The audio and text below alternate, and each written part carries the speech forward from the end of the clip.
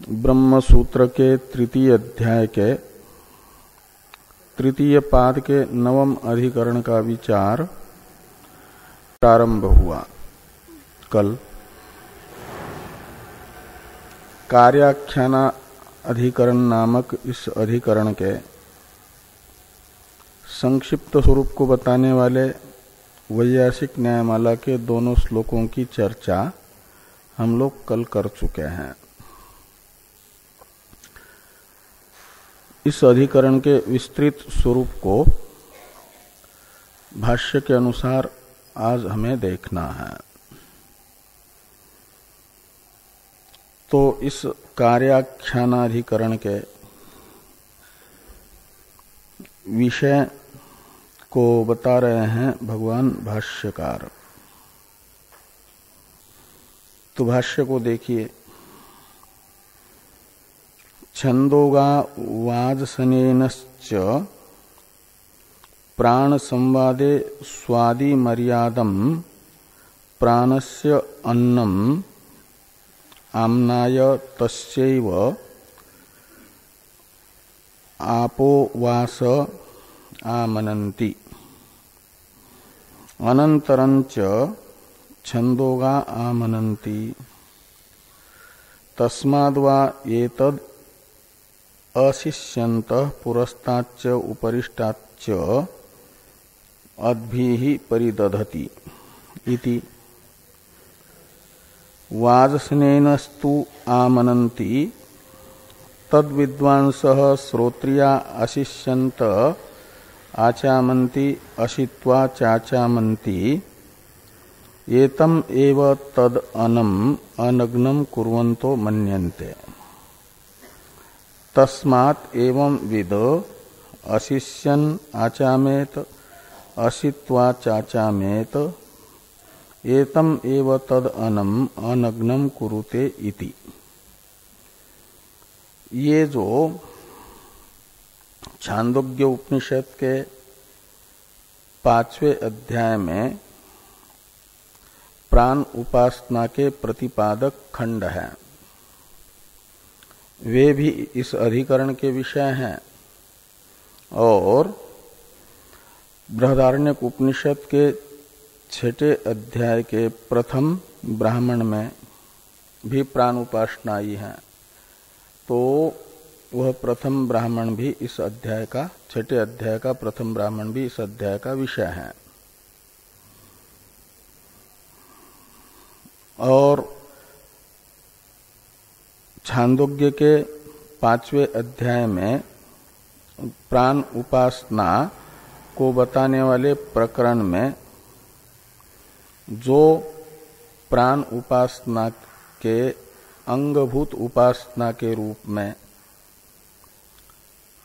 आचमनीय जल में प्राण के वस्त्र का चिंतन है, उसे बताया गया है। और बृहदारण्यक में भी प्राण उपासक को प्राण उपासना रूप जो प्रधान साधन बताया गया है, उसके अंगभूत चिंतन के रूप में आचमनीय जल में प्राण के वस्त्र की दृष्टि का विधान किया है। तो वो वाक्य प्राण उपासक को प्राण उपासना के अंग के रूप में आचमनीय जल में प्राण के वस्त्र की दृष्टि का प्रतिपादन करने वाले वाक्य इस अधिकरण के विषय हैं। उन वाक्यों को यहां पर भाष्यकार भगवान ने बताया है। इसलिए कहा कि छंदोगा वाजसनेनश्च प्राण संवादे आमनन्ति, ऐसा लगाना। तो छंदोगा यानी छांदोग्य शाखा वाले और वाजस्नेन यानी वाजस्नेही शाखा वाले प्राण संवाद में यानी प्राण मुख्य प्राण तथा वागादि इंद्रियों के संवाद के अवसर पर आमनंती यानी कहते हैं, पाठ करते हैं। क्या पाठ करते हैं? तो कहा कि स्वादि मर्यादम प्राणस्य अन्नम आमनाय तस्यैव अपोवास आमनंती। प्राण का जब श्रेष्ठत्व सिद्ध हुआ, वागादि के प्रति मुख्य प्राण ने पूछा कि किम में अन्नम किम में वासो भविष्यति,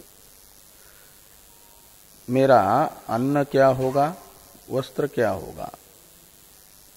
तो वागादि ने प्राण के प्रथम प्रश्न का उत्तर देते हुए किम में अन्नम, इस प्रश्न का उत्तर देते हुए जो कहाँ है वागादि रूप गौण प्राण के मुख से निकला हुआ वाक्य रूप जो श्रुति है, वो श्रुति है कि स्वादि मर्यादम प्राणस्य अन्नम आमनाय। ये श्रुति वाक्य ने उसका अर्थ बताया है। श्रुति तो भाष्य में आगे आ रही है। तो प्राणी मात्र के द्वारा भक्ष्यमान जो अन्न है वह प्राण का अन्न है, आपका ही अन्न है, ऐसा वागादि इंद्रियों ने प्राण को कहा। ये बता करके आमनाय का अर्थ है। फिर प्राण के प्रथम प्रश्न का, वागादि के प्रति किए गए प्रथम प्रश्न का उत्तर वागादि ने बता दिया। और फिर द्वितीय प्रश्न का उत्तर देते समय ये कहा कि तस्यैव आपो वास, किम में वास, ये जो द्वितीय प्रश्न है, इस प्रश्न का उत्तर देते हुए कहा कि आपो वास तस्यैव यानी प्राणस्यैव। तो जैसे प्राण का अन्न क्या है, तो कहते प्राणी मात्र के द्वारा खाया जाने वाला प्राण का ही अन्न है, क्योंकि प्राण ही खाता है। खाना पीना ये प्राण का धर्म है। और वस्त्र क्या होगा, तो कहा आपो वस्त्र, ये वासः। तो आमनंती। और फिर जैसे प्राण के प्रश्न का उत्तर हुआ तो कहते हैं अनंतरंच छंदोगा आमनंती। तो अनंतरंच छंदोगा आमनंती की अवतरण टीका से पहले टीकाकार इस वाक्य का अर्थ कर रहे हैं, जिस वाक्य का अर्थ हम लोगों ने अभी किया भाष्य के। तो भाष्य को देखिए, ये टीका को देखिए भाष्य को। तो मैं किम अन्नम किम वासः इति प्राणेन पृष्ठा वागादयः ऊचुः। प्राण ने वागादि से पूछा कि मेरा अन्न क्या होगा, वस्त्र कौन सा होगा। तो प्राण के इस प्रश्न का उत्तर वागादि दे रहे हैं। यद इदं किंच आस्वभ्य आकृमिभ्य तत्ते अन्नम आपो वासः। तो वागादियों ने कहा कि यद इदं किंच आस्वभ्य आकृमिभ्य तत्ते अन्नम, यानी कुत्ते कृमि आदि प्राणियों तक के समस्त प्राणियों के द्वारा भक्ष्यमान जो अन्न है, देवताओं से लेकर के कृमि पर्यंत प्राणियों के द्वारा भक्ष्यमान अन्न कहते हैं वह ते अन्नम, तत् ते अन्नम, वो आपका ही अन्न है।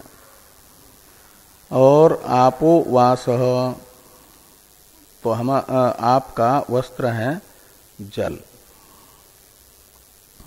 इति सर्व प्राणिभिर्भुज्यमानं यद इदं प्रसिद्धं स्वादि पर्यन्तम अन्नम तत् प्राणस्य तव अन्नम आपः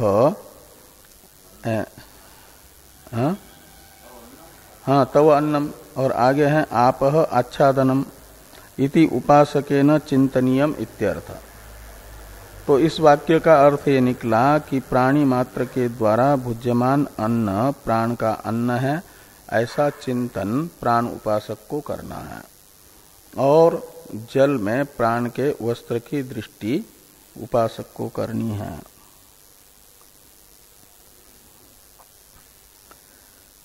अनंतरंच इत्यादि का अवतरण है कि शाखा द्वयेपि अविशेष श्रुतिम उक्त्वा विशेष श्रुति भेदम आह अनंतरंच इति। तो छांदोग्य शाखा तथा वाजस्नेही शाखा में समानार्थक जो श्रुति है उसका अर्थतः पाठ करके, शब्दतः पाठ नहीं है वो, अर्थतः पाठ है, इसलिए श्रुतिम उक्त्वा का अर्थ निकलेगा कि समानार्थ श्रुति को अर्थतः बता करके। अब दोनों शाखाओं में जो श्रुति में विशेष यानी भेद है वो बता रहे हैं। तो शाखाद्वयपि अविशेष श्रुतिम उक्त्वा विशेष श्रुति भेदम आह अनंतरंच इति। तो अनंतरंच छंदोगा आमनन्ति तस्माद् वा एतद् अशिष्यन्तः पुरस्ताच्च उपरिष्टाच्च अद्भिः परिदधति इति। तो ये कहते हैं कि प्राण के दोनों प्रश्नों के उत्तर के रूप में ये अर्थ जो निकला कि समस्त प्राणियों के द्वारा भुज्यमान अन्न प्राण का अन्न है ऐसी दृष्टि करना है, और जल में प्राण के वस्त्र की दृष्टि करना है। तो ये बता करके फिर ये पाठ आया एक प्रकार से वहां पर छांदोग्य उपनिषद में 5वें अध्याय में कि तस्माद् वा एतद् अशिष्यन्तः पुरस्ताच्च उपरिष्टाच्च अद्भि परिदधति। तो तस्मात् का अर्थ है जिस कारण से जल प्राण का वस्त्र है, उस कारण से ये जो प्रायत्यार्थ आचमन करते हैं अशिष्यन्तः यानी भोजन प्रारंभ करते समय, भोजन प्रारंभ कर रहे हैं जो वे लोग भोजन से पहले पुरस्तात् अशिष्यन्तः का अर्थ यानी भोजन प्रारंभ करने से पहले, और उपरिष्टात् का अर्थ है भोजन करने के पश्चात जो आचमन किया जा रहा है उस आचमन में प्रयुक्त जल में प्राण के वस्त्र की दृष्टि करने मात्र से प्राण को परिदधति अशिष्यन्तः अद्भि परिदधति जल रूपी वस्त्र से परिवेष्टित कर रहे हैं, आच्छादित कर रहे हैं, का मतलब वस्त्र पहना रहे हैं, अनग्न कर रहे हैं। हाँ, अशुभोजन धातु से लृट लकार के स्थान पर क्षत्रि प्रत्यय हुआ।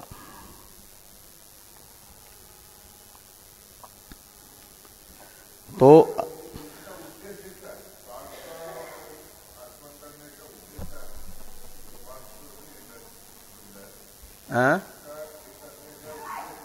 क्या करने का, ये करने का मतलब आचमन तो किया जाता है शुद्धि के लिए, शुद्धि के लिए।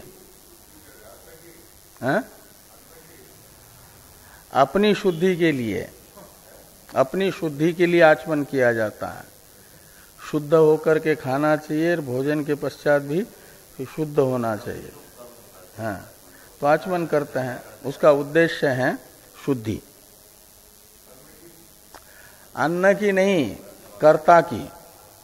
भोजन कर्ता अपनी शुद्धि के लिए आचमन करता है। ठीक है, तो आचमन का उद्देश्य है शुद्धि, और प्राण के वस्त्र की दृष्टि करने का उद्देश्य है, उसका फल वहां पर बताया, जो आचमनीय जल में प्राण के वस्त्र की दृष्टि करता है उसे जीवन में कभी वस्त्रों की कमी नहीं होती। वो शुद्धि नहीं है, ये प्राण के आचमनीय जल में प्राण के वस्त्र की दृष्टि करने का फल बताया। आचमन तो शुद्धि देगा, शुद्ध करेगा, और वस्त्र की दृष्टि करेगा जो जल में प्राण के, तो उसे जीवन में कभी वस्त्रों की कमी नहीं पड़ेगी। हाँ, ये किसका फल है? आचमन का नहीं, जल में वस्त्र दृष्टि का फल है। जल में वस्त्र का ध्यान करने से ये फल होगा। तो अनंतरंच छंदोगा आमनन्ति तस्माद्वा एतद अशिष्यन्तः पुरस्ताच्च उपरिष्टाच्च अद्भि परिदधति। तो जल रूपी वस्त्र से प्राण को परिवेष्टित कर रहे हैं, अनग्न कर रहे हैं। ऐसा छांदोग्य उपनिषद में पाठ आया। कहाँ है? अनंतरंच टीका में। तो तस्माद इत्यादि का अर्थ कर रहे हैं कि तस्माद अपाम प्राण वस्त्रत्वात्। मूल श्रुति में जो तस्मात् शब्द आया है कि तस्माद वा एतद अशिष्यन्त, इसमें तस्मात् शब्द का अर्थ है जल प्राण का वस्त्र होने से। ये तस्मात् शब्द का अर्थ निकला। अशिष्यन्तः यानी अशनम कुर्वन्तः श्रोत्रिया एतत् कुर्वन्ति। तो जो भोजन प्रारंभ करने वाले विद्वान, श्रोत्रिय का अर्थ है विद्वान, विवेकी, शास्त्रज्ञ, वे ऐसा करते हैं। क्या करते हैं? भोजन से पहले और भोजन के पश्चात आचमन करते हैं। और आचमन करते समय जो जल प्रयोग किया जा रहा है उस जल को प्राण का वस्त्र है, ऐसी भावना करते हैं। इस भावना का मात्र फल है वस्त्रों की कभी कमी न पड़ना। हाँ, तो किम तत् यानी एतत् कुर्वन्ति, ये कहा श्रोत्रिया एतत् कुर्वन्ति। तो किम तत् यानी क्या करते हैं? तो उसके लिए कहा कि तद विद्वांस श्रोत्रिया आशिष्यन्त आचामन्ति अशित्वाच आचामन्ति एतम एव तद आनम अनग्नम कुर्वन्तो मन्यन्ते इत्यादि कहा जा रहा है। तो हाँ, परिदधति ये भी बाकी है। तो किन तत् भोजनात् पूर्वम ऊर्ध्वंच आचामन्ति इति यत् तद अद्भिप्राणम परिदधति आच्छादयन्ति इत्यर्थ। यानी क्या करते हैं श्रोत्रिय? तो कहते हैं कि जो भोजन प्रारंभ करने से पहले और भोजन के अंत में आचमन करते हैं, तो उनके द्वारा एक प्रकार से वह आचमन करना प्राण को जल रूपी वस्त्र से युक्त करना है, हाँ, आच्छादित करना है, तो ये शब्दार्थ करके भावार्थ बताया जा रहा है। पूर्वोत्तर आचमन संबंधिनीसु अपसु प्राणवासत्व चिंतन रूपम अनग्नता ध्यानम कार्यम इति भावः। ये अद्भि परिदधति इत्यादि का अभिप्राय है छांदोग्य उपनिषद के उस वाक्य का। ये अभिप्राय है कि भोजन के प्रारंभ में तथा अंत में जो आचमन के लिए जल का प्रयोग किया जा रहा है, जिस जल का प्रयोग किया जा रहा है, उस जल में प्राण के वस्त्रत्व का चिंतन रूप प्राण के अनग्नता का ध्यान प्राण उपासक करे, उसे करना चाहिए, ये अभिप्राय निकलता है, भावार्थ निकलता। तो बाद में आचमन करके उस जल में प्राण के वस्त्र की भावना करते हैं तो फिर ऊपर खुला नहीं रहता, उत्तरीय वस्त्र, नहीं तो खाली धोतिया ही धोतिया खूब मिलेगी, कुर्ते और बनियान नहीं मिलेंगे। तो हाँ, कहाँ कार्यमिति भावः। अब आगे का है छांदोग्य उपनिषद में जो वाक्य विशेष था उसे बता। अब वासने ही शाखा में जो वाक्य विशेष है उसे बताया जा रहा है। पहले भाष्य को देखिए। वाजसनेनस्तु आमनन्ति, वासने ही शाखा वाले प्राण के वास की दृष्टि के लिए ये वाक्य पढ़ते हैं। वो वाक्य हैं तद विद्वांसः श्रोत्रिया अशिष्यन्तः आचामन्ति अशित्वाच आचामन्ति एतम एव तद अनम अनग्नम कुर्वन्तो मन्यन्ते तस्माद् एवं वित्त अशिष्यन् आचामेत अशित्वाच आचामेत एतम एव तद अनम अनग्नम कुरुते इति। ये बृहदारण्यक उपनिषद में कहा गया है। तो कहते हैं तद विद्वांसः, इसमें तत् शब्द का अर्थ है तस्मात्। तद विद्वांस शब्द है ना, उसमें तत् ये सर्वनाम तस्मात् इस अर्थ में लुप्त पंचम्यंत है, और तस्मात् का अर्थ वही निकलेगा जो छांदोग्य में था। जल प्राण का वस्त्र होने से जो विद्वांसः श्रोत्रिया यानी उपासक शास्त्रज्ञ जो प्राण उपासक हैं, शास्त्रज्ञ प्राण उपासक क्या करते हैं? विद्वांस यानी उपासका, श्रोत्रिया यानी शास्त्रज्ञ। तो शास्त्रज्ञ प्राण उपासक श्रुति संस्कार से संस्कारित प्राण उपासक अशिष्यन्तः आचामन्ति, भोजन प्रारंभ करते समय आचमन करते हैं, और अशित्वाच आचामन्ति, भोजन के पश्चात भी आचमन करते हैं। वो किस लिए आचमन करते हैं? तो आचमन करेंगे तो आचमन में प्रयुक्त जो जल है उसमें प्राण के अधोवस्त्र तथा उत्तरीय वस्त्र की भावना की जा सकती है। आचमन नहीं करेंगे तो फिर वो अधोवस्त्र उत्तरीय वस्त्र की भावना नहीं हो पाएगी। इसलिए वे भोजन के पूर्व में तथा भोजन के पश्चात आचमन करते हैं।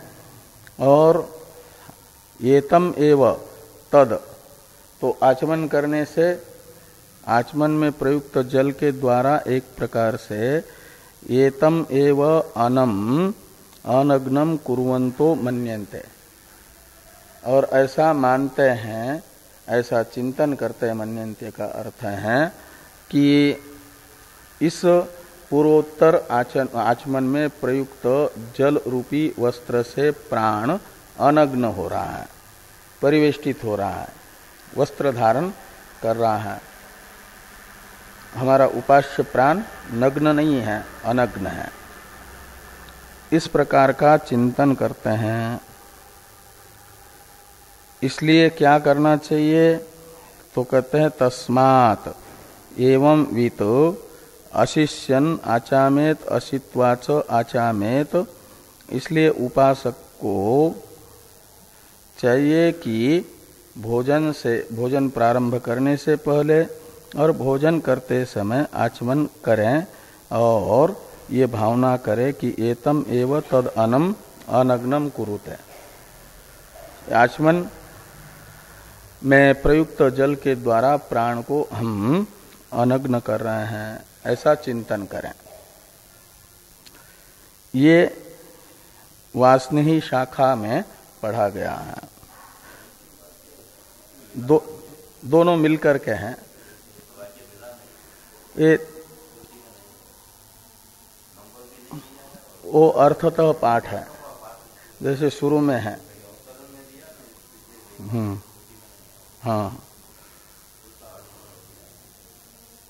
वो कॉमा में कर दिया है। यानी मूल श्रुतियों को देख करके फिर एक अर्थतः श्रुति वाक्य जैसा बना दिया। तो वासनेहि श्रुति का जो टीकाकार अर्थ कर रहे हैं वो टीका देखिए। इति भाव के बाद श्रुतिस्त तत्का अर्थ कर दिया तस्मात्, इति उक्तार्थम। तत्का अर्थ है तस्मात् और तस्मात् का अर्थ पहले बता दिया है, यानी जल प्राण का वस्त्र होने से यह अर्थ निकलेगा। और यतः पूर्वे विद्वांसो अशनात् प्राक ऊर्ध्वंच आचामन्तः एतम एव अनम प्राणम तेन। एक तत् वहाँ तद अनम है ना, आनम के पूर्व में जो तत् शब्द है उसका अर्थ कर दिया तेन। वहां दो तत् शब्द है उस वाक्य में। एक शुरू में तद है, तद विद्वांस में, वो तस्मात् अर्थ में है, लुप्त पंचमेंत है शुरू वाला तत् शब्द। तद विद्वांस में वो तत् पंचमेंत हुआ। और तद अनम अनग्नम कुरुते, यहां पर जो तत् शब्द है वह तृतीयांत है, इसलिए उसका अर्थ कर दिया तेन। तो तेन का अर्थ है आचमनेन, और आचमन शब्द भी उपलक्षण होगा आचमन में प्रयुक्त जल से। आचमन क्रिया से अनग्न नहीं होता, लेकिन जल से। इसलिए तेन यानी आचमन में प्रयुक्त जल से, अनग्नम यानी आच्छादितम कुर्वन्तो मन्यन्ते यानी चिंतयन्ति। चिंतयन्ति का करता है पूर्वे विद्वांस। हाँ, तो तस्मात् एवं वित इदानीन्तन। तो इसलिए इस समय का जो प्राण उपासक है उसे भी पूर्व प्राण उपासक जैसा करते थे, प्राण उपासना के अंग के रूप में आचमनीय जल में प्राण के वस्त्र का चिंतन, ऐसा वर्तमान उपासक को भी करना है। तो तस्मात् एवं वित इदानीन्तनः अपि उपासक एवं कुर्यात्, ऐसा ही करें। इति वाजी श्रुत्यर्थ, वासनेहि शाखा के श्रुति का यह अर्थ निकलता है।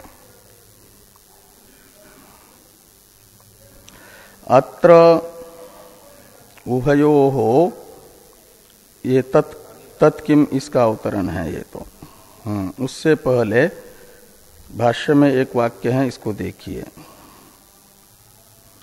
तो तत्र तु आचमनम अनग्नता चिंतनं च प्राणस्य प्रतीयते। तो तत्र तु यानी ये जो वाक्य हैं छांदोग्य क्या बृहदारण्यक का, तद विद्वांस इसमें आचमन भी और अनग्नता चिंतन भी दोनों प्रतीत हो रहे हैं। तो कहते हैं तत्र तु आचमनम अनग्नता चिंतनं च प्राणस्य प्रतीयते। तो ये दोनों भी प्रतीत हो रहे हैं श्रुति में, इसलिए क्या दोनों को भी विधेय माना जाए या दो में से एक को विधेय माना जाए? तो एक को विधेय मानना है तो किसको विधेय मानना है? प्राण को मानना है या ये क्या आचमन को विधेय मानना है या प्राण के वस्त्र चिंतन को मानना है? ये संशय बता रहे आगे तत्किम इत्यादि से। उसका अवतरण है टीका में कि अत्र उभयोः अपि अपूर्वत्वात् संशयम आह। तो उभय यानी आचमन तथा वास चिंतन ये दोनों भी प्रमाणांतर से अप्राप्त हैं, ऐसा पूर्व पक्षी का मानना है। आचमन तथा वस्त्र चिंतन ये दोनों भी अपूर्व है का अर्थ है प्रमाणांतर से अप्राप्त होने से। दोनों को भी जो प्रमाणांतर से अप्राप्त हैं, अज्ञात हैं, वह विधि का विषय बनता है, विधेय होता है।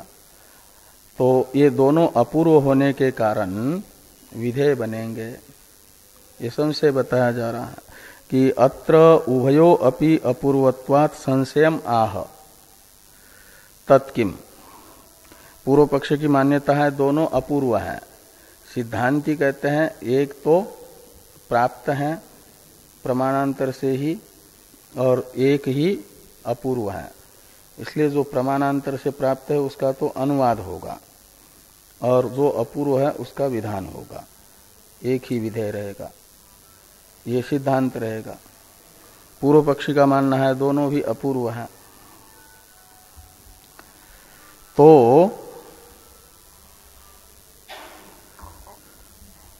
अब है भाष्य में कि तत्किम उभयम अपि विधीयते उत आचमनम एव उत अनग्नता चिंतनम एव इति विचार्यते। तो दोनों की प्रतीति हो रही है, और तो क्या दोनों का भी यहाँ विधान माना जाए या दोनों में से एक का विधान माना जाए? तो एक का विधान मानना है तो आचमन का माना जाए या अनग्नता के चिंतन का माना जाए। इस प्रकार संशय उपस्थित होने पर इस संशय के निवर्तक यथार्थ निर्णय अनुकूल विचार रूप इस अधिकरण का प्रारंभ होता है। इसलिए कहा गया कि इति विचार्यते। ऐसा संशय होने पर संशय निवर्तक यथार्थ निर्णय के लिए यह अधिकरण प्रारंभ हुआ। तो किम तावत प्राप्तम इत्यादि है पूर्व पक्ष का अवतरण भाष्य। इस अवतरण भाष्य की अवतरण टीका है संदिग्ध सद उपक्रमस्य वाक्यशेषात् निर्णय वत आचामन्ति इति पदस्य विधित्व संदेह आचामेत इति वाक्यशेषात् विधित्व निर्णय इति दृष्टांत संगत्या पूर्वपक्षम आह किम तावत इति। तो पूर्व पक्षी पूर्व अधिकरण के द्वितीय वर्णक के सिद्धांत को दृष्टांत बना करके इस अधिकरण में अपना मत बता रहे हैं। इसलिए पूर्व अधिकरण के सिद्धांत को दृष्टांत बना करके इस अधिकरण का पूर्व पक्ष प्रारंभ होने से इस अधिकरण की पूर्व अधिकरण के साथ दृष्टांत संगति बनेगी। वो दृष्टांत संगति टीकाकार ने बताई। तो पूर्व अधिकरण में क्या हुआ था? पूर्व अधिकरण का कौन सा साम्य इस अधिकरण के पूर्व पक्ष में है, जिसको पूर्व अधिकरण के सिद्धांत को दृष्टांत बना करके प्रारंभ हो रहा है पूर्व पक्ष। कुछ समानता चाहिए न दृष्टांत दाष्टान्त में, वो समानता बताई जा रही है। संदिग्ध सद उपक्रमस्य वाक्यशेषात निर्णय, ये पूर्व अधिकरण के सिद्धांत में बताया गया। सिद्धांतियों ने कहा कि सदैव सौम्य इदमग्रासित इस छांदोग्य उपनिषद के 6ठे अध्याय में उपक्रम में प्रयुक्त सत शब्द का अर्थ संदिग्ध है। आत्मा अनात्मा उभय साधारण है सत शब्द, इसलिए संदिग्धार्थक जहाँ उपक्रम होता है वहाँ वाक्य शेष से निर्णय किया जाता है, ये बताया। और वाक्य शेष में कहा गया कि स आत्मा, स यानी वो सत पदार्थ आत्मा है, तो स आत्मा इस उपसंहार में सत पदार्थ का आत्मत्वेन रूपेण कथन होने से उपक्रम में भी सत शब्द का अर्थ आत्मा ही है, ये निर्धारित किया। जैसे ऐसे ये तो दृष्टांत हुआ, यही समानता लेनी है पूर्व पक्षी को। इसलिए कहते हैं निर्णयवत आचामन्ति इति पदस्य विधित्व संदेह, ये जो कहा गया कि तद विद्वांस श्रोत्रिया अशिष्यन्तः आचामन्ति, अशित्वाच आचामन्ति, इस श्रुति में आचामन्ति ये जो क्रियापद है इसे विध्यर्थक प्रत्यांत माना जाए या न माना जाए, ये संशय हुआ विधि के विषय में। आचामन्ति ये लट प्रत्यांत है या लेट प्रत्यांत है।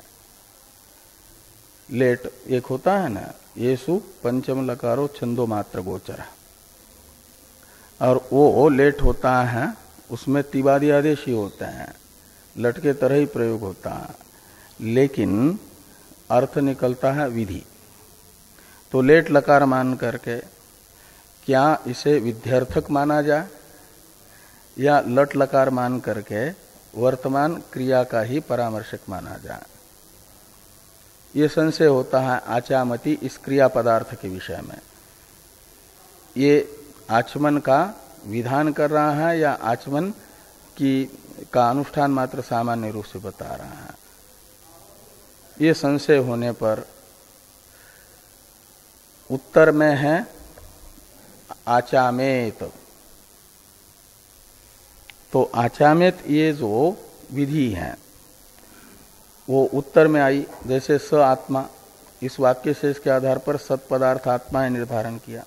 ऐसे आचामेत में तो स्पष्ट ही विधि विध्यर्थक प्रत्यय है, इसलिए उपक्रम में भी आचामन्ति में विध्यर्थक ही माना जाए, विधि रूप अर्थ को स्वीकार किया जाए, ऐसा पूर्व पक्षी कह रहा है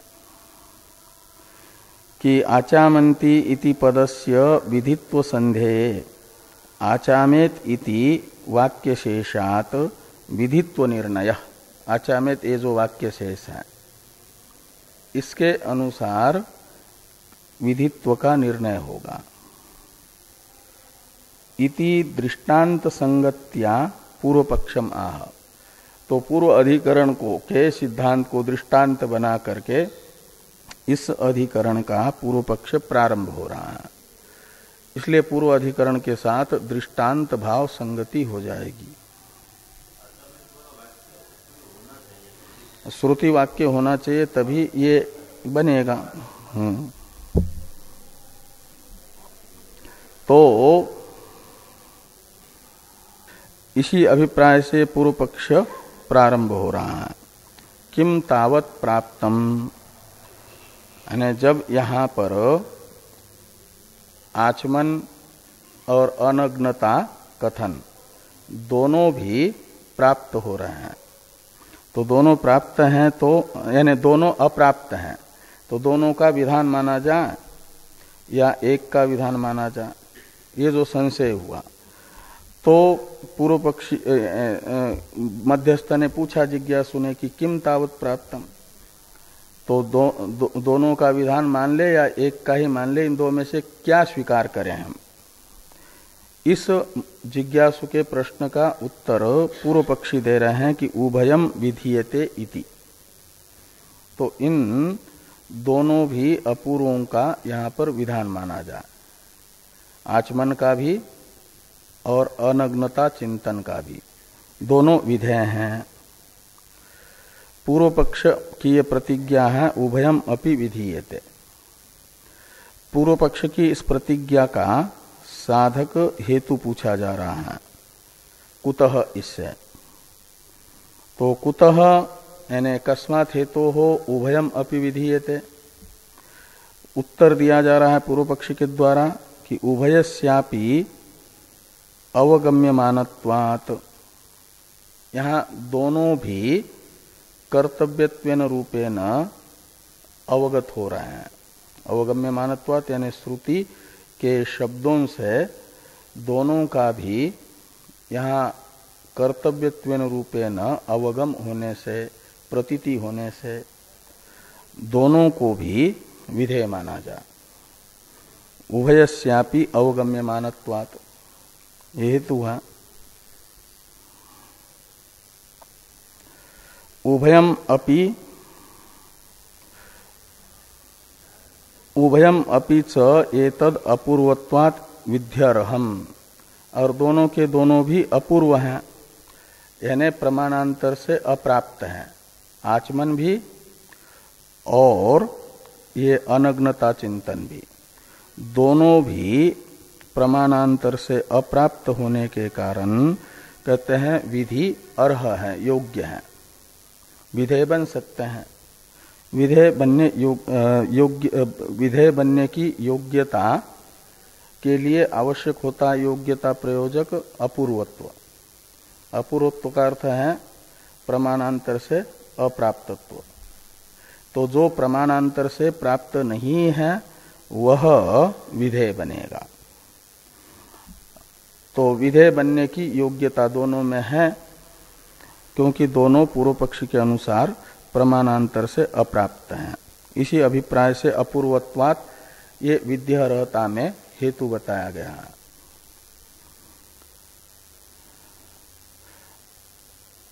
अथवा आचमनम, तो यदि दोनों को विधेय मानेंगे तो वाक्य भेद नाम का दोष आएगा, और इस वाक्य भेद नामक दोष को टालने के लिए एक को ही विधेय मानना है।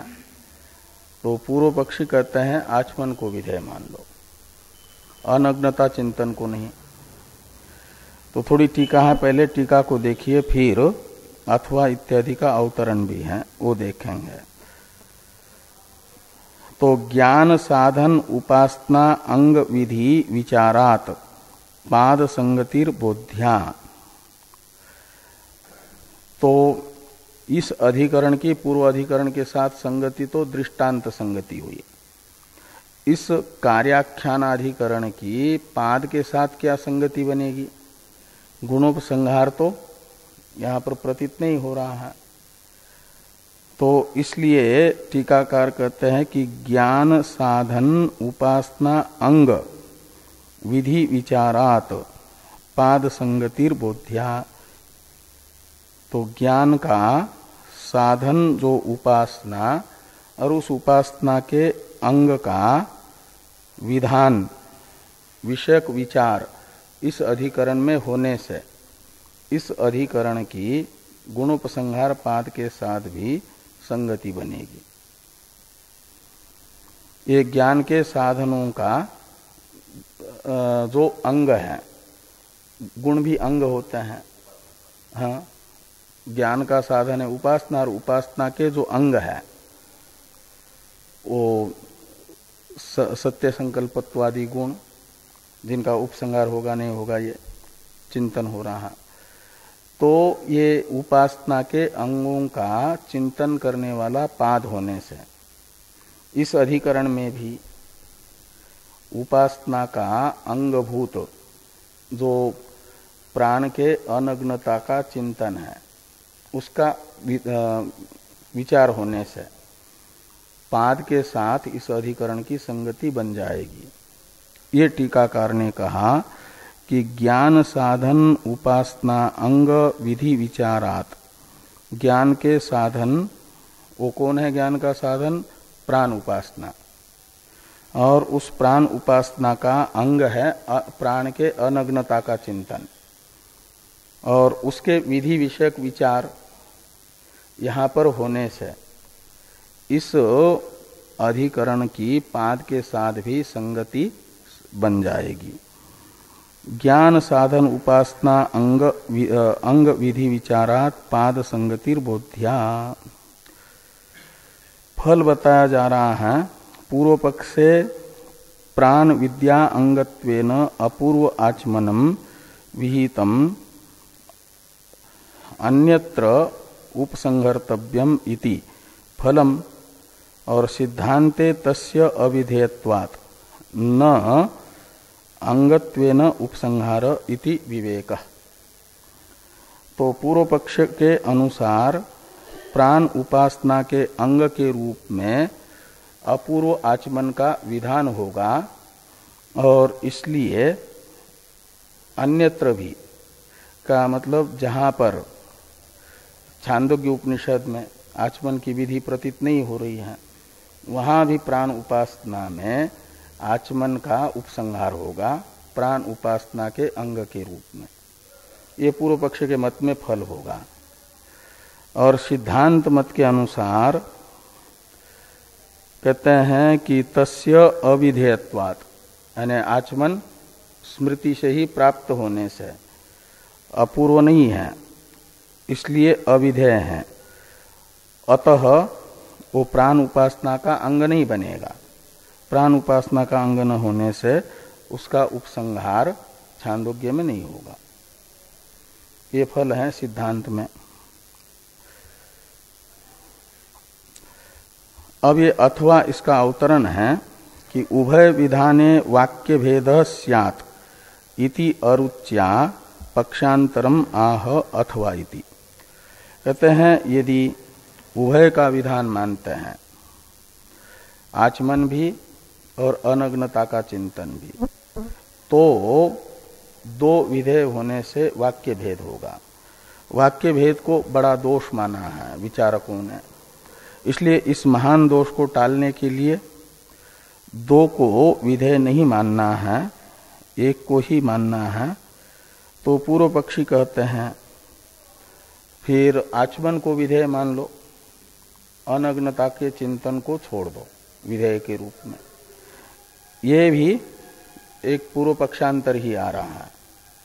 अथवा आचमनम एव विधीयते विस्पष्टा ही तस्मिन् विधि विभक्ति तस्मात् एवं वित अशिष्यन आचामेत असित्वाच आचामेत इति।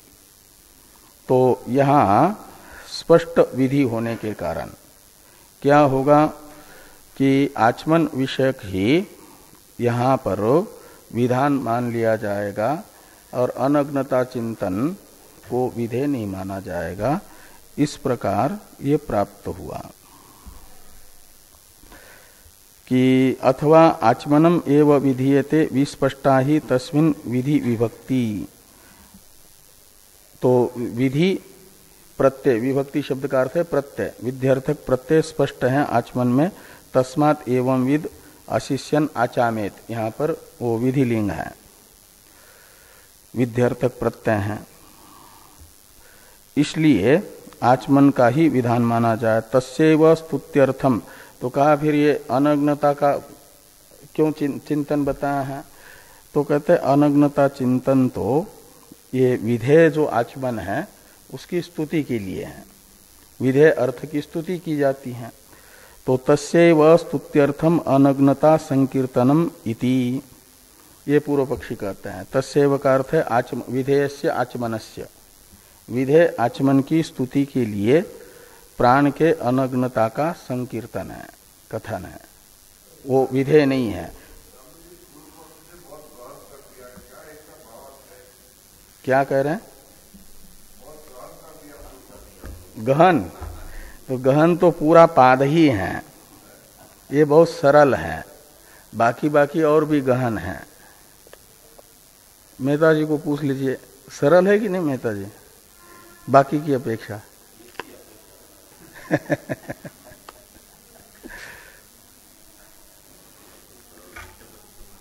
बताएंगे कल। ओम पूर्णमदः पूर्णमिदम्